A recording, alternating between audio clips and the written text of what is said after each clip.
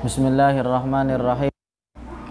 Alhamdulillahi rabbil alamin wa sallallahu wasallam ala sayyidina Muhammadin asyrafil mursalin wa ala alihi wa sahabatihi at-tayyibin at-tahirin. Allahumma la sahla illa ma ja'ala wa anta taj'alul hazna idza syi'ta sahla. Allahumma 'allimna ma yanfa'una wanfa'na bima 'allamtana wazidna ilma wa na'udzubika min hali ahli nar. Allahumma rizukna al-ikhlas. Kembali mengingatkan untuk menghadirkan niat ikhlas duduk di majelis ilmu, oleh karena Rasulullah sallallahu alaihi wasallam bersabda, innamal a'malu binniyat. Kemarin sudah kita jelaskan tentang makna syahadat yang kedua. Nah, sekarang akan kita jelaskan tentang hal-hal yang berkaitan dengan makna syahadat yang kedua. Bismillahirrahmanirrahim. Qala rahmatan wasi'ah. Wa yatadammanu dzalika. Kemudian di antara hal-hal yang berkaitan dengan makna syahadat yang kedua adalah meyakini annahu shadiqun, bahwa Rasulullah Muhammad adalah shadiq, itu benar, fi jami'i ma akhbara bihi, di dalam setiap apa yang beliau kabarkan, di dalam setiap apa yang beliau sampaikan, wa ballaghahu 'anillah, dan apa yang beliau sampaikan adalah merupakan wahyu dari Allah. Rasulullah tidak pernah salah sedikit pun dari apa yang beliau kabarkan. Sama halnya apa yang Rasulullah kabarkan tentang umat terdahulu. Sama halnya apa yang Rasulullah kabarkan tentang bagaimana awal mula penciptaan makhluk. Sama halnya apa yang Rasulullah kabarkan tentang penghalalan suatu perkara atau tentang pengharaman suatu perkara. Rasulullah di dalam hal ini semua tidak pernah salah. Begitu juga tentang apa yang beliau sampaikan di dalam hal-hal yang akan terjadi di masa yang akan mendatang, tentang tanda-tanda kiamat, tentang adanya hari kiamat, hari akhir. Rasulullah tidak pernah salah di dalam itu semua. Nah, adapun sesuatu yang Rasulullah kabarkan tentang perkara dunia, yang mana perkara ini beliau sampaikan tanpa didasari dengan wahyu dari Allah, maka boleh saja terjadi salah beliau. Itu perlu digarisbawahi. Perlu digarisbawahi. Nah, sekarang apa saja yang atau diantara apa saja yang beliau sampaikan ini, di antaranya adalah famin dzalika, artinya di antara perkara yang Rasulullah kabarkan dan wajib kita imani serta wajib kita benarkan tanpa ada keraguan sedikit pun adalah tentang azabul qabri, adanya azab kubur. Azab kubur itu terjadi dengan ruh dan jasad. Azab kubur terjadi dengan ruh dan jasad seseorang, seperti diperlihatkan tentang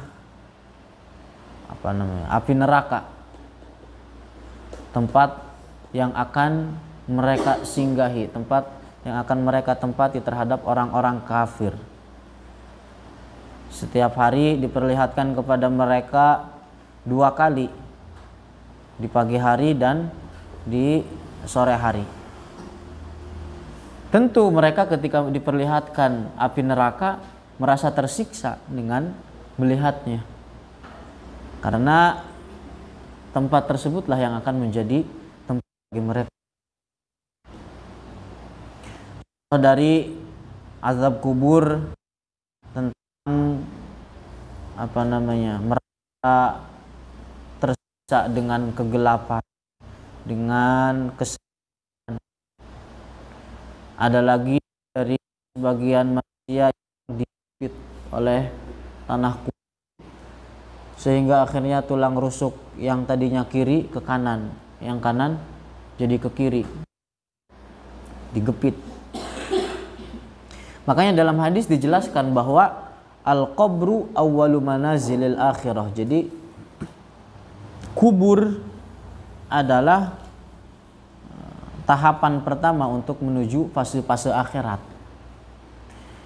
Fa in naja minhu fama ba'dahu aisara minhu. Kalau seandainya dia selamat dari siksaan kubur, maka dia atau fase-fase yang akan bagi seseorang. Tapi kalau yanju minhu fama ba'dahu asyaddu min. Tetapi kalau orang tidak selamat dari siksa kubur, maka siksaan di fase selanjutnya itu lebih dahsyat, lebih pedih lagi.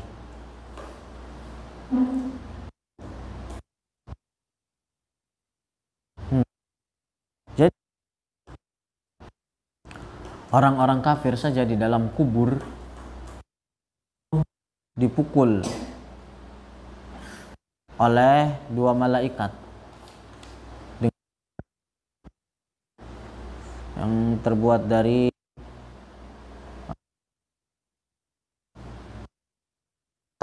di antara kedua telinganya, di tengkuknya ini, tengkuk leher.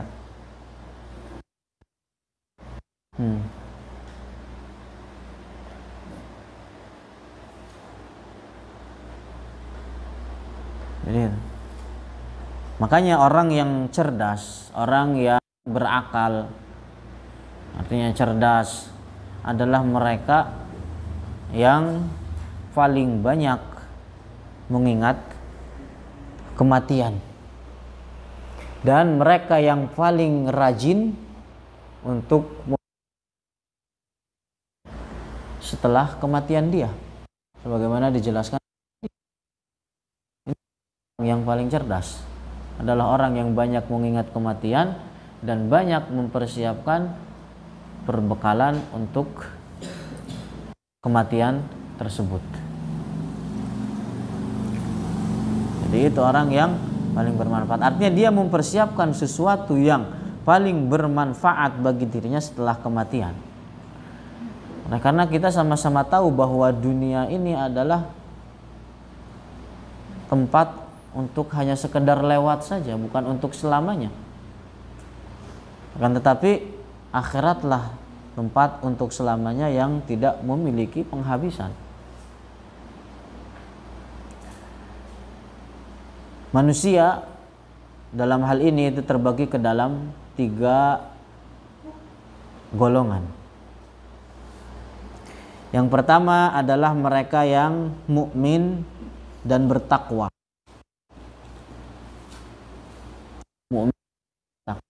Yang kedua, seorang ini meninggal sebelum dia dari dosa-dosa. Mukmin tapi posisinya dia meninggal sebelum dosa-dosa yang telah dia perbuat ketika di dunia. Dan yang ketiga, orang kafir. Kedua golongan mukmin dosa berbuat maksiat itu di akhirnya di dalam surga, di dalam surga. Meskipun orang mukmin tersebut mati dan telah melakukan perbuatan dosa besar dan dia belum bertobat dari dosa tersebut, bisa saja disiksa terlebih dahulu di dalam neraka. Akan tetapi pada akhirnya mukmin yang seperti ini ujung-ujungnya akan masuk ke dalam surga.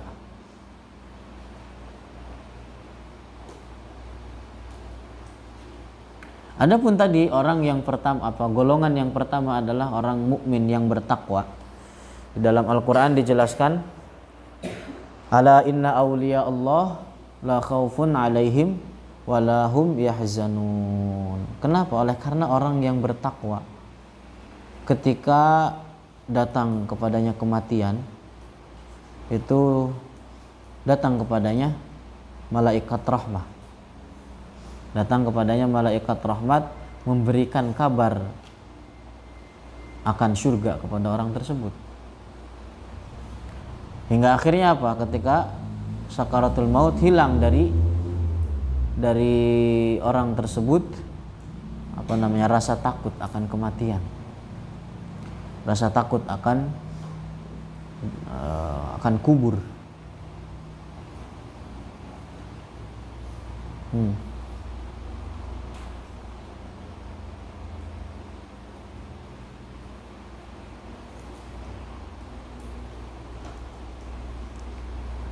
Terus wa na'imuhu, kemudian di antara hal-hal yang Rasulullah kabarkan dan wajib kita benarkan, kita imani adalah tentang adanya nikmat kubur, tentang adanya kenikmatan kubur.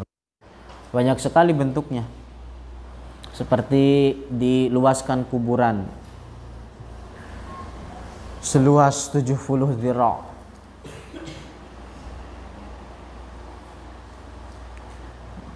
panjangnya 70 dhira', lebarnya jadi 70 dhira'.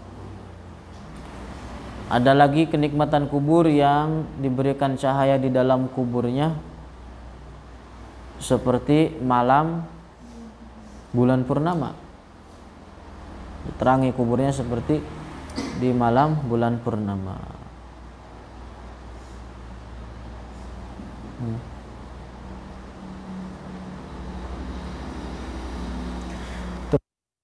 Alul malakain.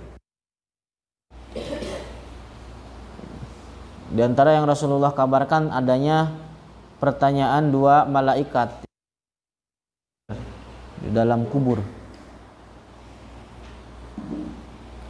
Ditanya orang-orang mukmin dan orang-orang kafir dari umat ini tentang keyakinan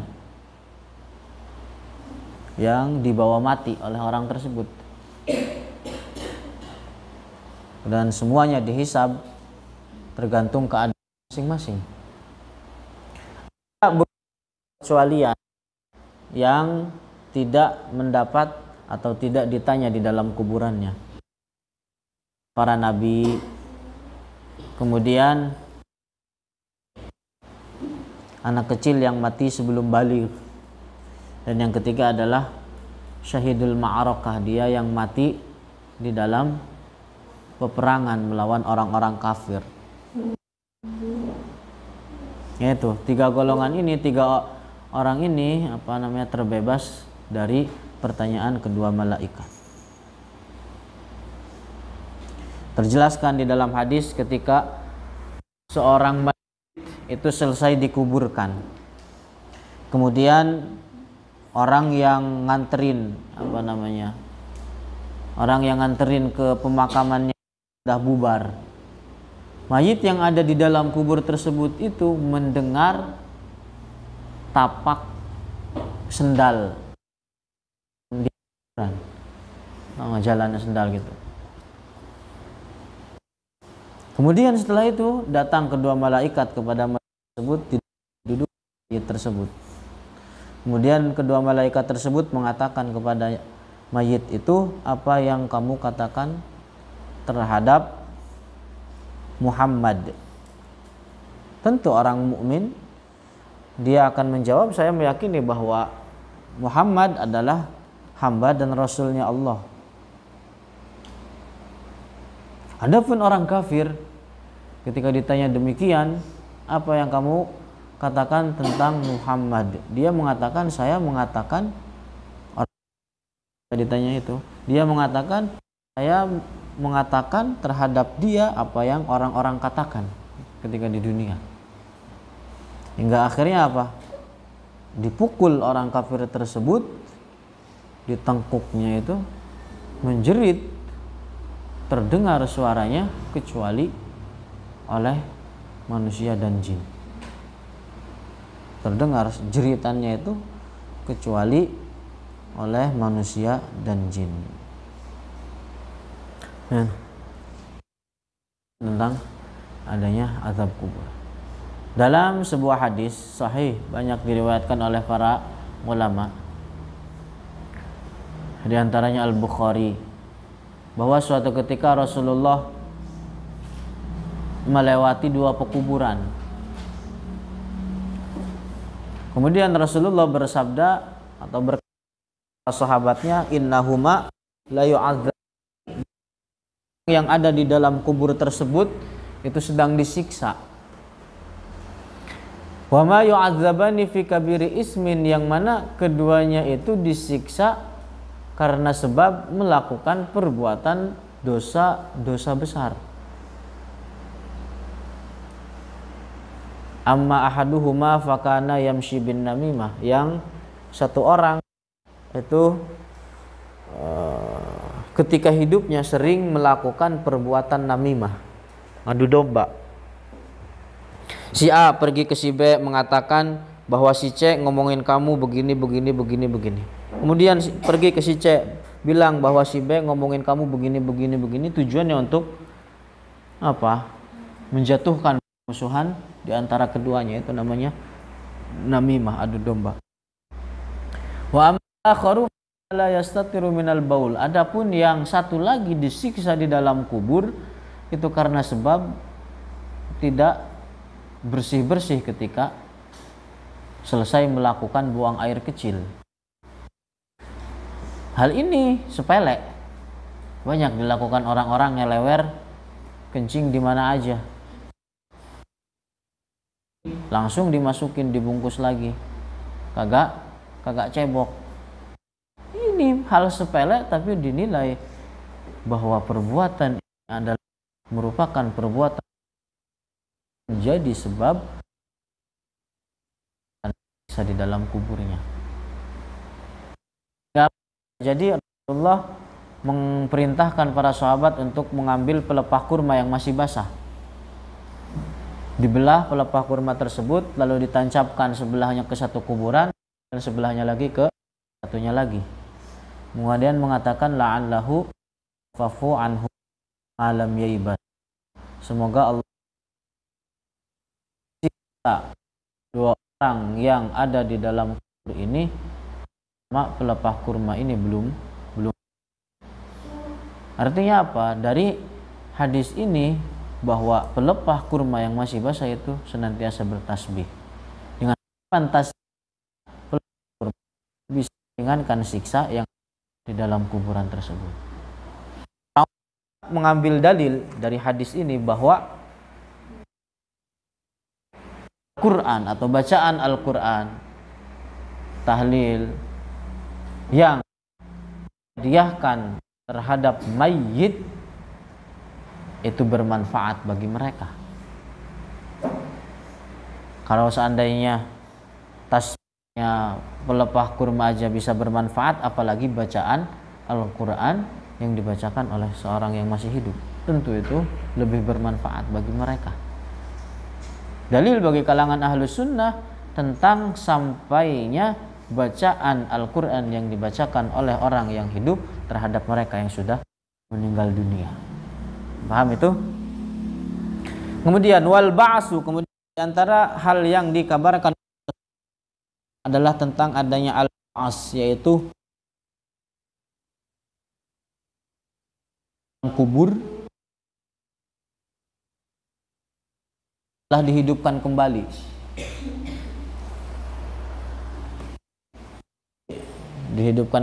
Dibangkit. Al-hasyru, kemudian tentang adanya al-hasyr, yaitu hari di mana digiring, dikumpulkan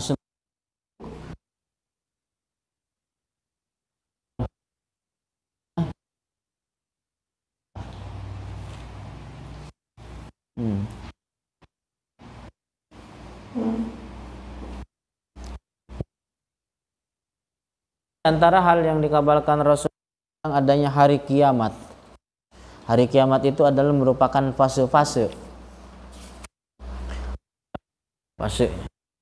Dimulai semenjak manusia dibangkitkan dari kuburnya, sampai masuknya penduduk surga ke dalam surga dan penduduk neraka di dalam neraka. Itu fase kiamat. Kemudian wal hisab, tentang adanya hisab, yaitu diperlihatkan kepada seluruh hamba tentang amal-amal yang mereka kerjakan ketika di dunia. Itu namanya hisab. Kemudian wassawab, tentang adanya pahala atau balasan yang diberikan terhadap seorang mukmin di akhirat atas amal solih yang dia kerjakan ketika di dunia, yang mana balasan tersebut adalah sesuatu yang menyenangkan bagi mereka. Kemudian wal azab, tentang adanya siksa. Nah, itu sesuatu balasan yang membuat sedih seorang hamba kelak di hari kiamat, dari masuknya ke dalam api neraka ataupun yang di bawah itu, dari berupa siksaan-siksaan atas perbuatan maksiat yang mereka kerjakan ketika di dunia. Kemudian wal mizan, adanya al mizan atau timbangan, yaitu seperti mizan memiliki dua